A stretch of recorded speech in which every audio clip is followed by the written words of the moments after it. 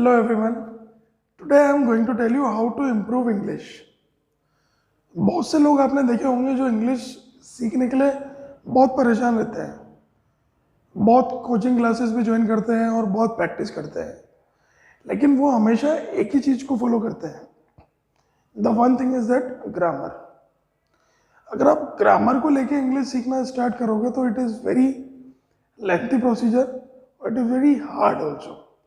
अगर आप इसी चीज़ को अगर बार बार जैसे मैंने सपोज बोला कि मैं मार्केट जाता हूँ, आई गो टू मार्केट. अगर आपको आता है मार्केट जाना मतलब गो टू मार्केट. अगर आपको किसी भी सेंटेंस का मीनिंग पता है और अगर आपको कोई मीनिंग्स पता है तो आप मीनिंग को आराम से यूज़ करके कोई सेंटेंस बना सकते हो. जैसे मैंने बोला कि भरोसेमंद. भरोसेमंद का मतलब होता है ट्रस्ट वर्दी.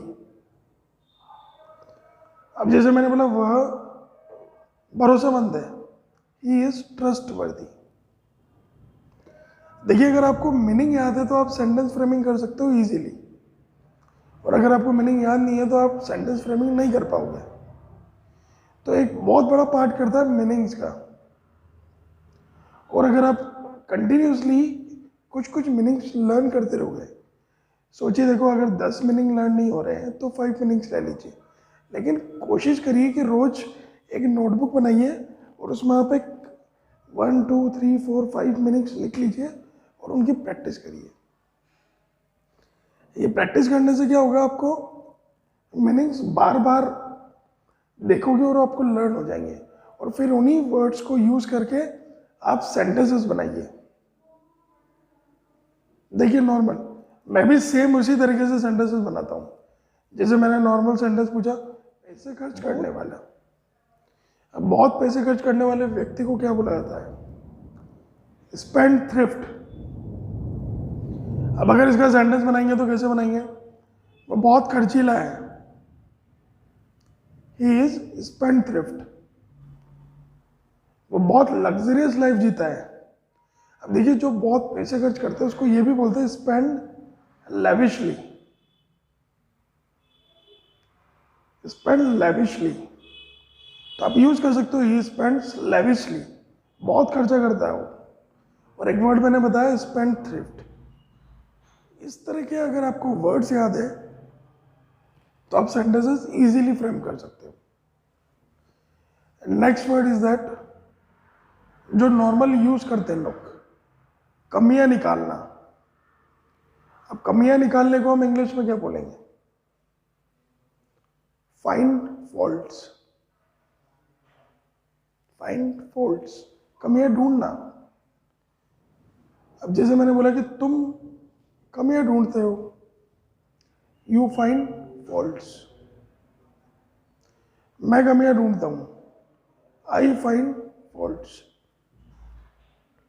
इस तरीके से आप इजीली कोई भी सेंटेंसेस को बना सकते हो और कोई भी सेंटेंस का फ्रेमिंग कर सकते हो. These are the easy steps.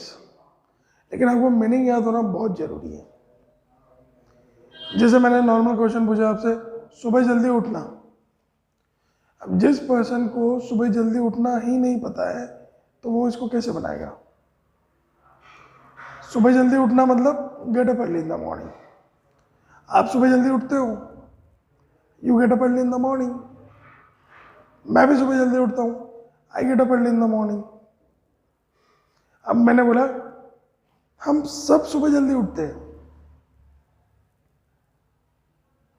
All of us get up early in the morning. तो नॉर्मल सेंटेंसेस हम इस तरीके से प्रैक्टिस कर सकते हैं. आपको भी पता है कि जब आप छोटे बच्चे थे तो आपको बहुत लोगों ने, चाहे आप सीबीएसई में हो चाहे आरबीएसई में हो, बहुत लोगों ने एक सेंटेंस सबको पता होता है. आप ध्यान रखिए, जैसे आपका नाम क्या है, तो सेंटेंस क्या बनेगा? What is your name. अब यह जब छोटे छोटे बच्चे को पूछ लीजिए, अगर वो भी इसका आंसर बहुत अच्छे से दे देगा व्हाट इज योर नेम. इसका रीजन क्या है? क्योंकि आपको पता है व्हाट इज योर नेम, और आपने इतना बोला है उसको, इतना बोला है कि वो आपके टंग पर सेट हो गया है. तो मैं गाइस वही कहना चाहता हूँ कि अगर आप कोई भी सेंटेंसेस को बार बार रिपीट करते हो और बार बार बोलते हो किसी से, तो आपको लर्न हो जाएगा और फिर आप धीरे धीरे धीरे धीरे ग्रामर भी समझने लग जाओगे और सेंटेंसेस की फ्रेमिंग करने लग जाओगे। ऐसा नहीं कहा जाता है कि ग्रामर में आपको करेक्ट सेंटेंसेस बनाइए। जैसे कहते हैं ना कि प्रेजेंट परफेक्ट को यूज़ करिए, पास्ट परफेक्ट यूज़ करिए, इसकी हेल्पिंग वर्ब क्या है। कुछ बच्चे उनको लर्न करते हैं, फिर उनको बार बार लिखते हैं, उनको देखते हैं कि इस तरीके से मैं इनको लर्न कर लेता हूँ, रट लेता हूँ और मुझे अपने आप आने लग जाएगा और मैं किसी से बोलूँगा नहीं, लेकिन मैं रटूँगा। लिख लेते हैं, नोट्स बना लेते हैं, कुछ भी एक पैम्पलेट बना के लिख लेंगे और उसको दीवार पर टाक देंगे और कहेंगे ये प्रेजेंट सिंपल है, इसकी आइडेंटिटी ये है और इसकी हेल्पिंग वर्ब भी है और मेन वर्ब भी है, और फिर प्रैक्टिस करते रहते हैं। ये तरीका सही नहीं है sir. This is not a right way to learn English. आप लोगों को बोलना पड़ेगा। अगर आप गलत बोल रहे हो तो भी गलत बोलो, बट बी कॉन्फिडेंट। जब तक आप कॉन्फिडेंट नहीं रहोगे बोलते टाइम, कुछ भी बोलिए सर, कोई दिक्कत नहीं है। अगर आप बोलते हैं तो इसका मतलब आप प्रैक्टिस कर रहे हैं, और जब तक गलतियां नहीं होगी तब तक हम कुछ नहीं सीख पाएंगे। गलतियां करना बहुत ज़रूरी है सर। कुछ लोग सोचते हैं कि हम गलतियां नहीं करें। हम कोई गलती नहीं करें, हम बिना गलती करे इंग्लिश बोलना सीख जाए। तो सर आपको सोचिए, इज इट पॉसिबल? अगर हम गलतियां ही नहीं करेंगे तो हम सीखेंगे कहाँ से? तो सर गलतियां करना बहुत ज़रूरी है लाइफ में। जब आप गलती करोगे तो उन्हीं से तो सीख पाओगे। गलती करोगे तो आपको पता चलेगा यार मैंने गलती करी है यहाँ पर, तो फिर आप वापस ट्राई करोगे, फिर वापस सीखोगे। तो इसीलिए मैं बोल रहा हूँ कि सर ऐसा बिल्कुल मत सोचिए कि आप पहले परफेक्ट बन जाए उसके बाद बोलना स्टार्ट करें। एक टॉपिक दिया जाता है किसी भी पर्सन को, तो उस टॉपिक में आपको, आप सोचते हो कि मैं बहुत अच्छे से प्रिपेयर कर लूँगा और मैं जाके बोल दूँगा, लेकिन ऐसा होता नहीं है। उस टॉपिक को आप एक पर्सन के सामने बोलिए, फिर दूसरे के सामने बोलिए, फिर उसको बार बार बार बोलना स्टार्ट करिए। फिर एक दिन जब आप उसको बोलोगे ना सर, तो वो इतना अच्छे से आप बोल पाओगे, तो वो खुद आप भी जान जाओगे उस टाइम पे। जब आप बोलोगे आपको उस टाइम पे tone, pitch, clear sentences, framing भी बहुत अच्छे से होगी, और जो आपका कॉन्फिडेंस लेवल होने वाला है वो तो it was and it will be superb. So that's why I'm just saying you, if you really want to speak English, so please do practice, do practice, do practice. Practice is required. Don't make excuse, keep doing practice. Newspaper पढ़ना start करते हैं हम लोग। Newspaper में बहुत सारे words आते हैं, हमको नहीं आते हैं, हम बंद कर देते हैं उसको। Keep writing down the words, और फिर उन वर्ड्स को लर्न करो और उसके बाद उसको रीड करना स्टार्ट करो। और जब आप उसको रीड करोगे तो धीरे धीरे आपको वो चीज़ समझ में आने लगेगी। एक बार करिए, 2 बार करिए, 3 बार करिए, फिर आपको वो अपने आप समझ जाएगी, अपने आप समझ में आने लग जाएगी। लेकिन हम लोग क्या करते हैं सर, एक बार पढ़ते हैं और दोबारा हम उसको पढ़ते ही नहीं है। सबके घरों में न्यूज़पेपर्स आते हैं, लेकिन वो न्यूज़पेपर सिर्फ रखे हुए रहते हैं सर, हम उसको पढ़ते ही नहीं है। अगर आप उसको रेगुलरली पढ़ोगे और रेगुलरली उसकी रीडिंग करते रहोगे तो ऑटोमेटिकली इम्प्रूवमेंट हो जाएगा। और सबसे अच्छी चीज़ सर, जो it is very important for everyone, please start reading. Reading is very beneficial for learning English. If you read it out every day, so your concept will be clear, you will get a lot of knowledge about any kind of books, whatever you are reading that. So please, I will suggest you to read it out also every day. One more thing I am just telling you, बहुत लोगों का confidence level बहुत लो होता है, और simple सी बात है sir, अगर आप रोज प्रैक्टिस करोगे, रोज बोलोगे तो कॉन्फिडेंस बढ़ेगा। डिफरेंट लोगों से बात करोगे तो कॉन्फिडेंस बढ़ेगा। उनको आप अगर सलाह दोगे, एडवाइस दोगे, उनसे बात करोगे तो कॉन्फिडेंस बढ़ेगा। और अगर आप कुछ बोलोगे ही नहीं, किसी से बात ही नहीं करोगे, तो कॉन्फिडेंस कैसे बढ़ेगा sir? One more way is that, अगर आप खुद का वीडियो बना के खुद के वीडियो को आप देख रहे हो, तो आपको पता चल जाएगा कि कहाँ पे आप कमिट कर रहे हो मिस्टेक्स, और आपका कॉन्फिडेंस कहाँ पे डाउन हो रहा है। इससे आपको अपने आप पता चल जाएगा कि यार मैंने यहाँ पे मिस्टेक्स करी है। So you can make your own video and check it out कि what mistakes you are committing. These are the ways to improve English. Grammar जो पैटर्न होता है ना, ऑटोमेटिकली धीरे धीरे आने लग जाता है जब आप बात करते हो। आप कुछ ऐसा काम करो ना कि 4 to 5 सेंटेंसेस आप लिख लो और फिर उनको पूछना स्टार्ट करो एक दूसरे से। जैसे मैंने पूछा, क्या आप सुनील हो? Are you Sunil? फिर मैंने हाँ कर दिया, यार मैं सुनील हूं, आई एम सुनील। मैं सुनील नहीं हूं, आई एम नॉट सुनील। इस तरीके से प्रैक्टिस करनी रहेगी आपको, तो आप उससे कम्युनिकेशन कर सकते हो। बहुत वर्ड्स जो ऐसे होते हैं जो हम बचपन से बोल रहे हैं, हमको हमेशा याद रहे हैं, वो जो आप लोगों को भी पता होंगे। कहीं कहीं लोग अटक जाते हैं उनको बोलने में भी, क्योंकि वो उन वर्ड्स की प्रैक्टिस नहीं करते। जैसे नॉर्मल वर्ड्स है, इंट्रोवर्ट। इंट्रोवर्ट का मीन्स क्या है? A person who is reserved, बहुत कम बोलता है, इंट्रोवर्ट। और इसको हिंदी में क्या बोलते हैं सर? अंतर्मुखी। अगर आप किसी और दूसरी लैंग्वेज में भी सुनोगे तो मेरे को जहां तक याद है अंतर्मुखी वर्ड होगा। और one more word, extrovert. Extrovert who is very talkative, very friendly, उसे बोला था extrovert. He is extrovert personality, मतलब बातों नहीं है, फ्रेंडली है, तो उस पर्सन को बोलते हैं एक्सट्रोवर्ट।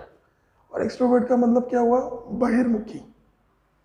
हिंदी में सेंटेंस बना सकते हो, ही इज एक्सट्रोवर्ट,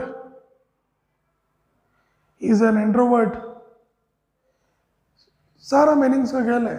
अगर आपको मीनिंग्स पता है तो आप इजीली कोई भी सेंटेंसेस फ्रेम कर सकते हो।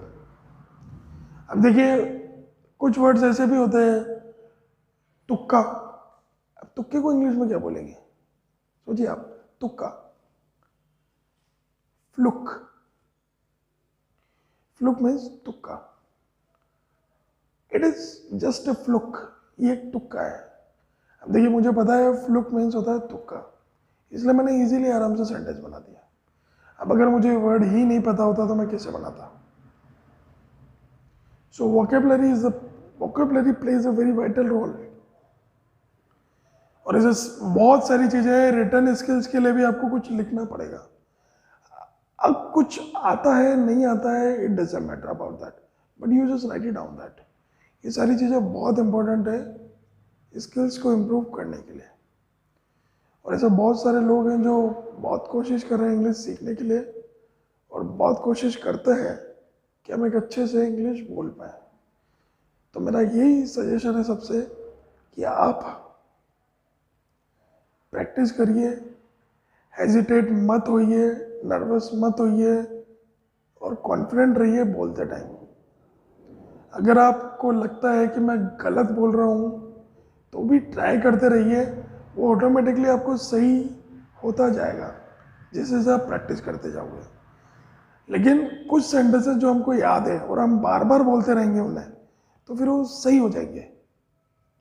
सो these are the ways to improve English. ऐसे बहुत सारे चैनल्स हैं, अगर आप उनको भी देखोगे तो भी आपको इंग्लिश सीखने में बहुत हेल्प मिलेगी, जो आपको बहुत अच्छे से और बहुत क्लियर वे में आपको समझाएंगे। लेकिन उसके लिए भी आपको सिर्फ बोलना तो पड़ेगा सर, और जब तक आप बोलोगे नहीं तो कैसे इम्प्रूव होगा? अब जैसे मैंने नॉर्मल सेंटेंस बोला, आप खराटे लेने को क्या बोलते हैं? मैं सोच रहा हूँ खराटे लेना नहीं आता, फ्रेमिंग भी नहीं कर सकता हूँ मैं। और अगर आपको वर्ड मीनिंग है तो आप आराम से बना लोगे इसको। खराटे लेना, टेक स्नोर। अब मैंने नॉर्मल सेंटेंस बोला कि मैं कराटे लेता हूँ, आई टेक स्नोर। आप कराटे लेते हो, यू टेक स्नोर। मेरा भाई कराटे लेता है, माई ब्रदर टेक्स स्नोर।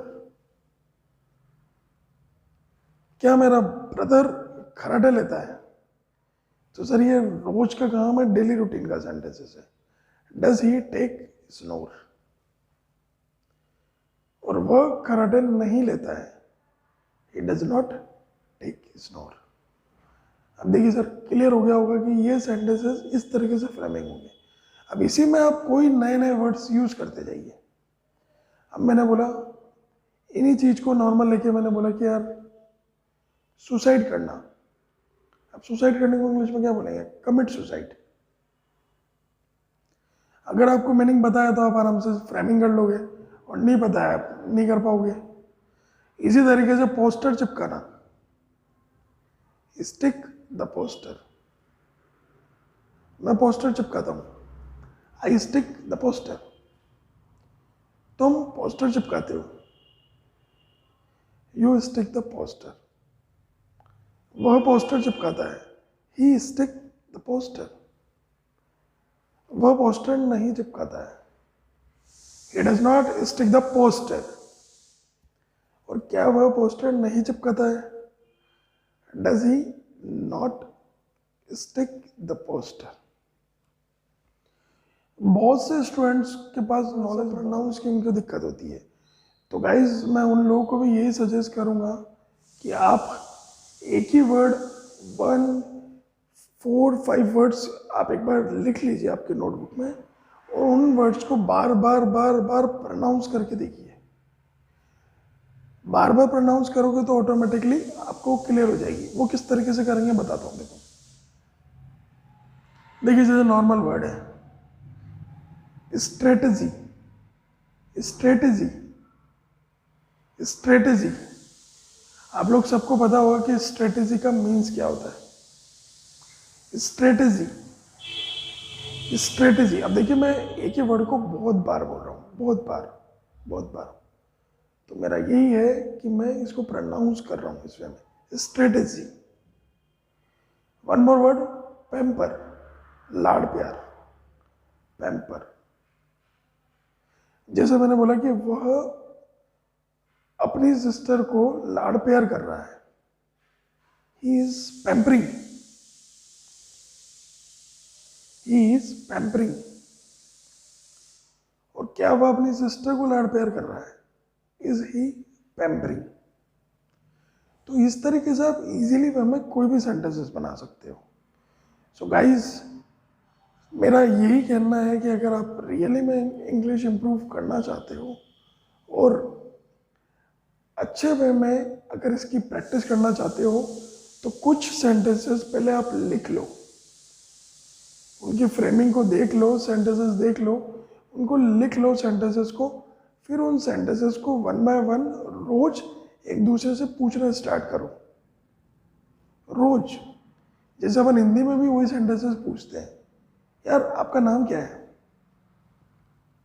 आपके फादर क्या करते हैं,